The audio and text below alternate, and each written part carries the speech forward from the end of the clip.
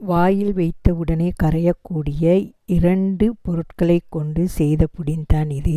ரொம்ப சுவையாக இருந்தது.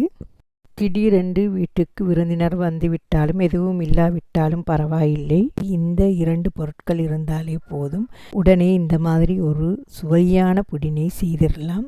வாங்க பார்ப்போம் எப்படி செய்வதென்று.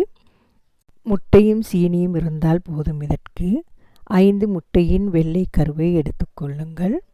இந்த புடிங் செய்வதற்கு யூஸ் பண்ணும் பாத்திரங்களில் நீர் இருக்க முடியாது, நீர் இருக்கவும் கூடாது ஒரு சொட்டு கூட. இடம் ஒரு ஸ்கேல் இருந்தால் முட்டையின் வெள்ளை கருவை நிறுத்திக் கொள்ளுங்கள். பின்னர் அதை ஒரு பாத்திரத்தில் ஊற்றிவிட்டு அந்த போலை தனியாக நிறுத்திக் கொள்ளுங்கள். பின்னர் அதை கழித்துவிட்டு சுகரை அந்த அளவுக்கு எடுத்துக்கொள்ளுங்கள். முட்டையின் அளவே சுகர் வர வேண்டும். பின் முட்டையை பீட் செய்து கொள்ளுங்கள் நுரை வரும் அளவுக்கு. எக் பீட்டர் இருந்தால் இலகுவாக செய்து முடித்திடலாம். கொஞ்சம் கொஞ்சமாக சீனியை சேர்த்து பீட் செய்து கொள்ளுங்கள். நல்லா பீட் செய்ய வேண்டும். பின் ஓரங்களில் இருப்பதையும் எடுத்து விட்டு பீட் செய்து கொள்ளுங்கள். இது போதாது, இன்னும் 1 நிமிடம் பீட் செய்யுங்கள். வெனிலா கொஞ்சம் சேர்த்து கொள்ளுங்கள். மீண்டும் நன்றாக பீட் செய்யுங்கள். பாருங்கள், இப்போது சரி, இந்த அளவுக்கு பீட் செய்து கொள்ளுங்கள். பின் கலர் சேர்த்து கொள்ளுங்கள். கலர் சேர்த்து லேசாக பீட் செய்து கொள்ளுங்கள், மிக்ஸ் ஆகிற மாதிரி கலர்.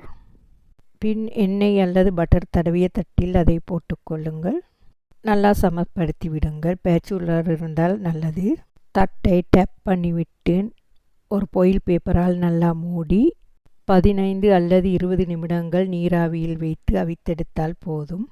20 நிமிடங்களுக்கு மேல் வைக்க வேண்டாம். பாருங்கள், நல்லா வெந்திருக்கிறது. இப்போது துண்டுகளாக வெட்டி பரிமாறலாம். ஓவனிலும் இது செய்யலாம். ஓவனிலும் ஒரு 20 நிமிடம் வைத்தால் போதும். வாயில் வைத்த உடனே கரையக்கூடிய மாதிரி இருந்தது. நீங்களும் கண்டிப்பாக செய்து பாருங்கள். ரொம்ப சுவையான ஒரு புடிங் என்று தான் சொல்ல வேண்டும். செய்து பார்த்துவிட்டு எப்படி என்று சொல்லுங்கள். தேங்க்யூ.